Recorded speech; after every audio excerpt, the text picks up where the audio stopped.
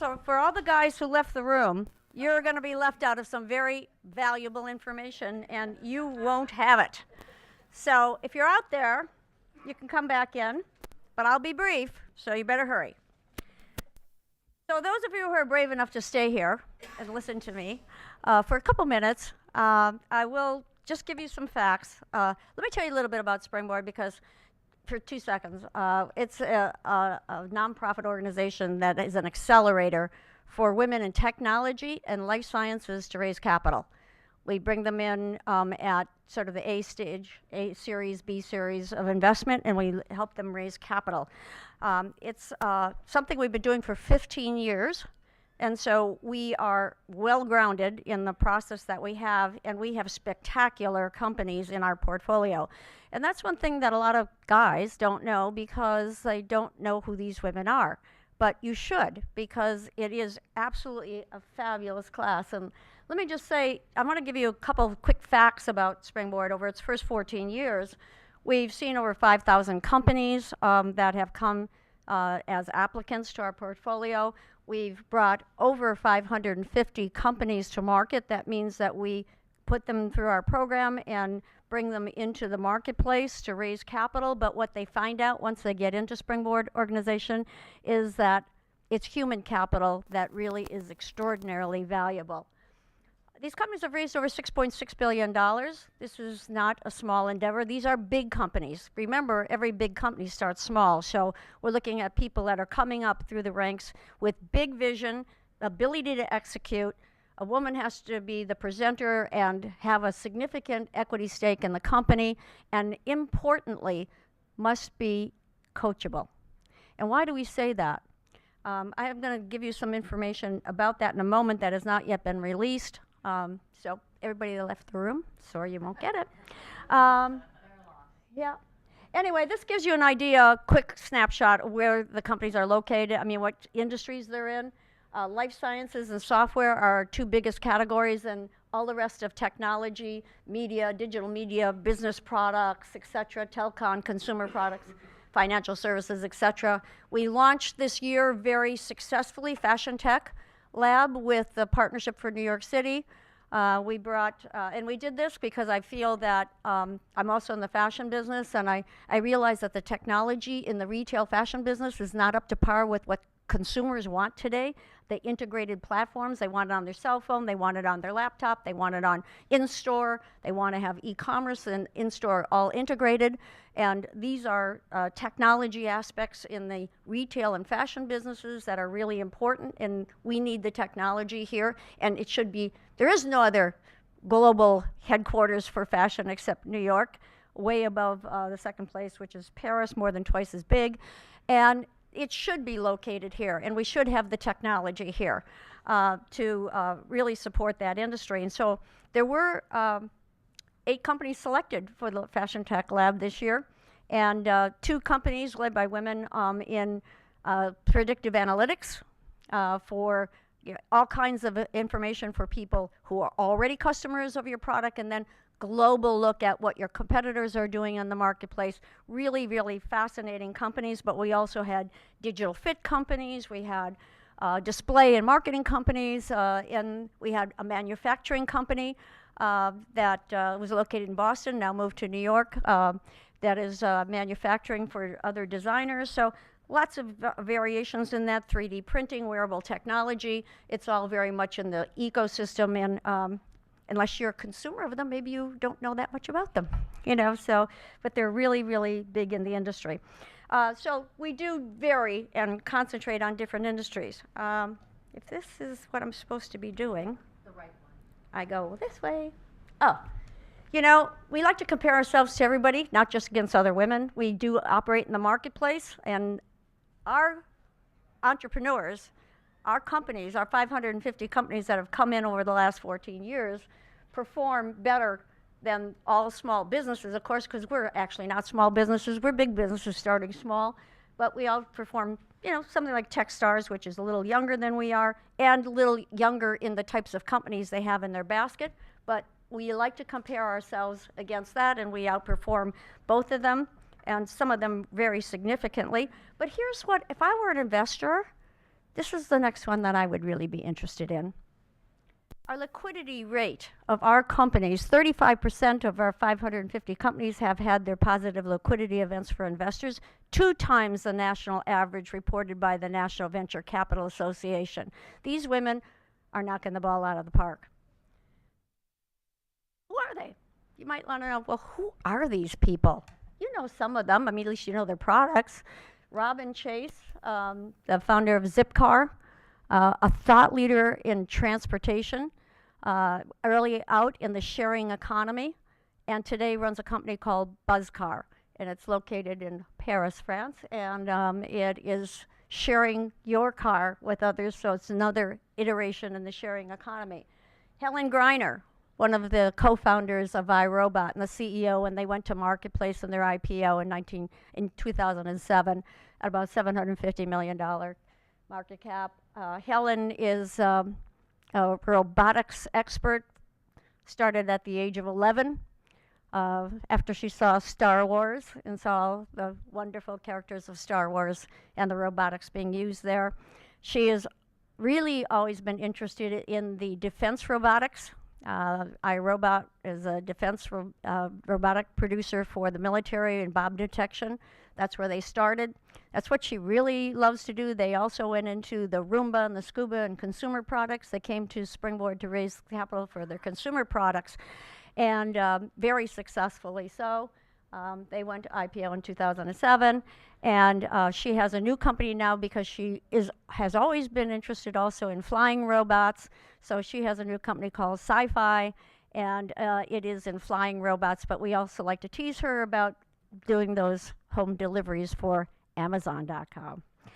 Someone you may not know so much about, Linda Hall. Linda Hall came to Springboard in 2003 to present Minute Clinic. I knew that this was going to be successful when I saw it. It was based on, well, you know, a lot of hurdles to clear, but the concept was really terrific. The concept was 1-hour photo. Be able to get a diagnostic done and get a pharmacy prescription filled and get out within 1 hour. So she was thinking about families that have 2 working parents, and kid gets sick, they have ear infection, they have sore throat, they have these sorts of things that you have to get prescriptions for, and you have to take a day off from work, take your kid to the doctor, wait, get treated, get the prescription, go over to some pharmacy, and by the time you get home, you've missed a day of work practically.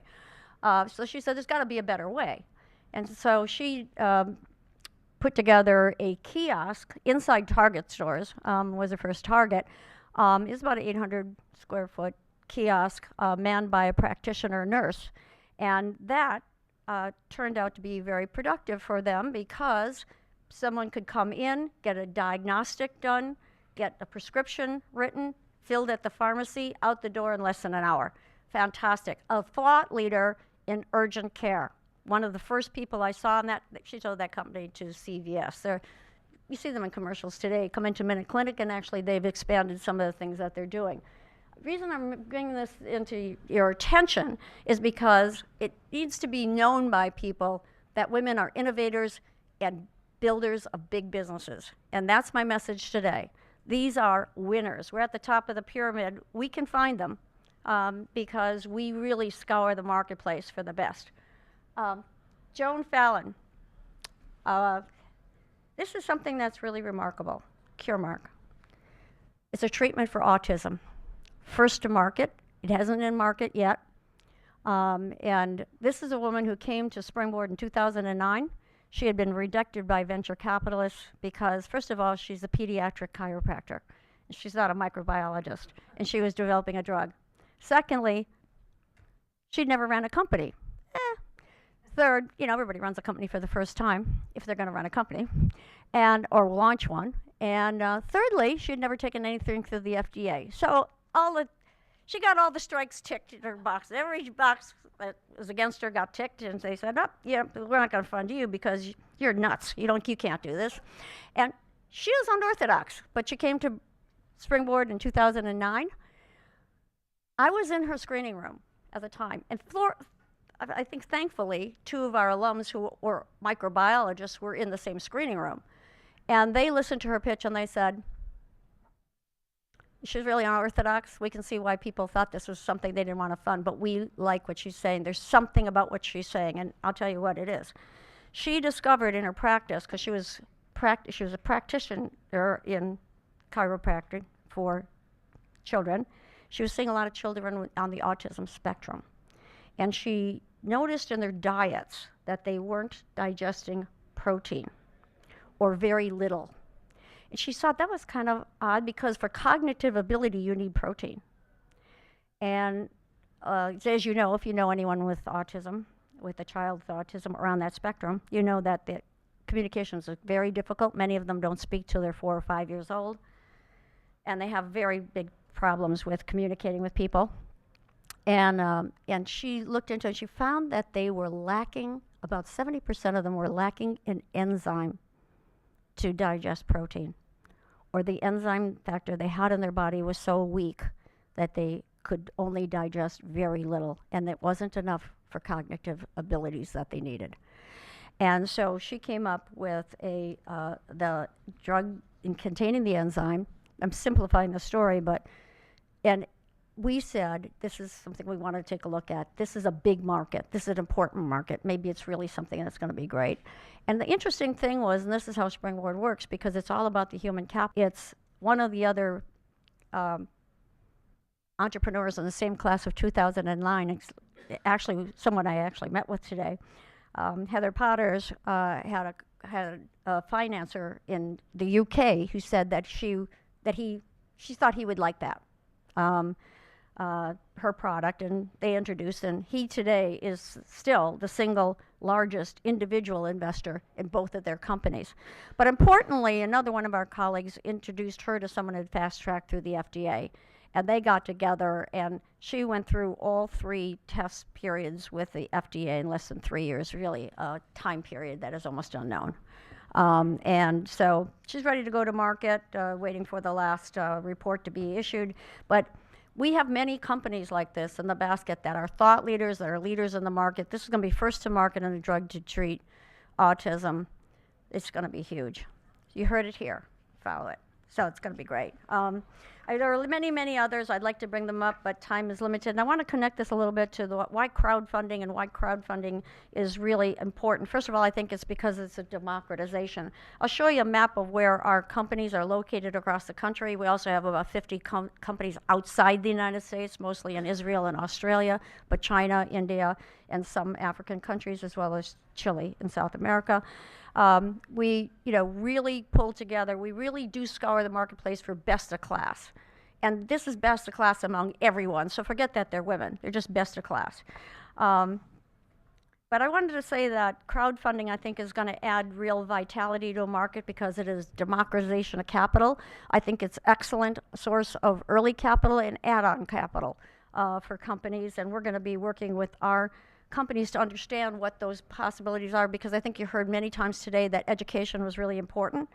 And I think people need to be educated about the possibilities for them in crowdfunding so they understand it better.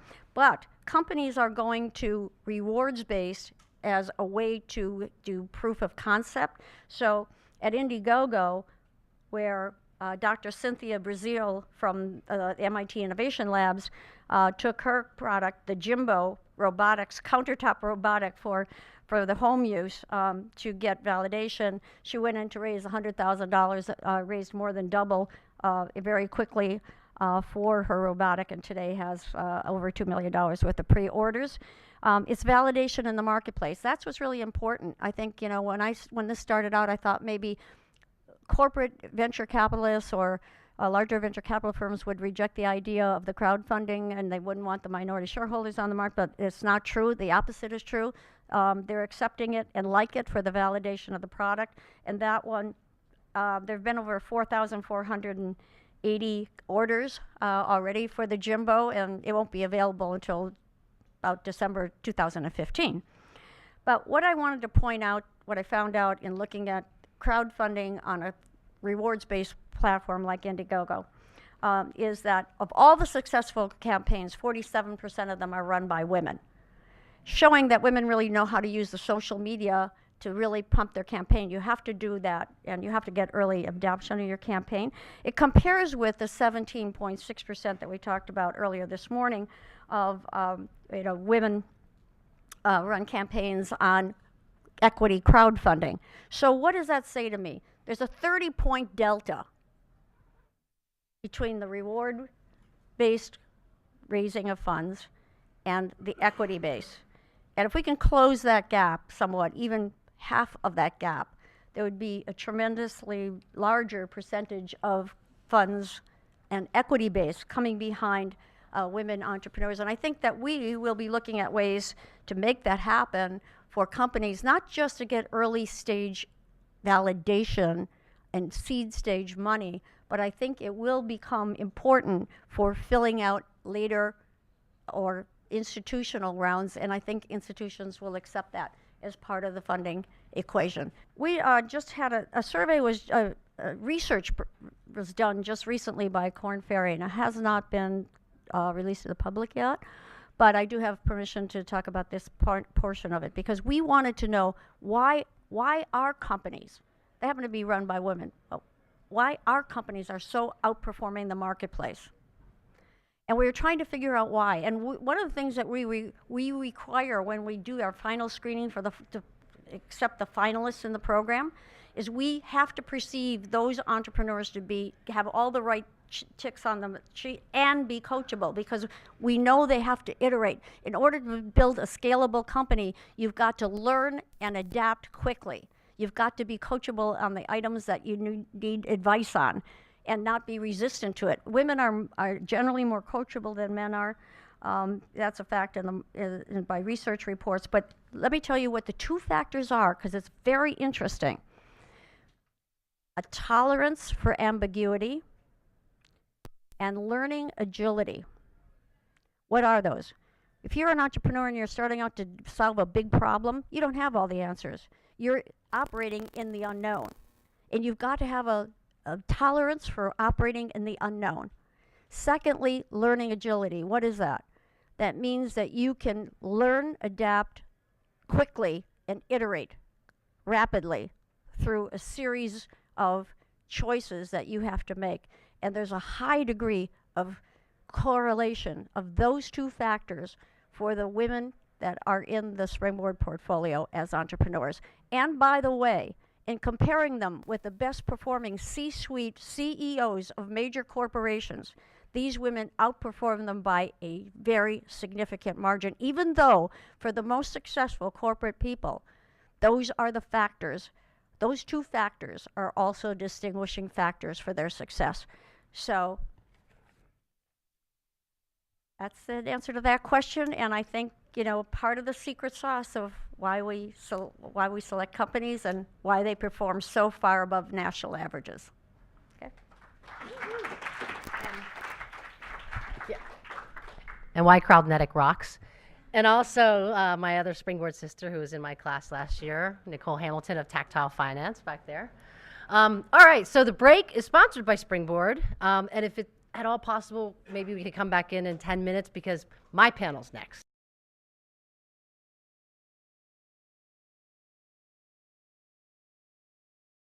So there you go. Thanks, everybody.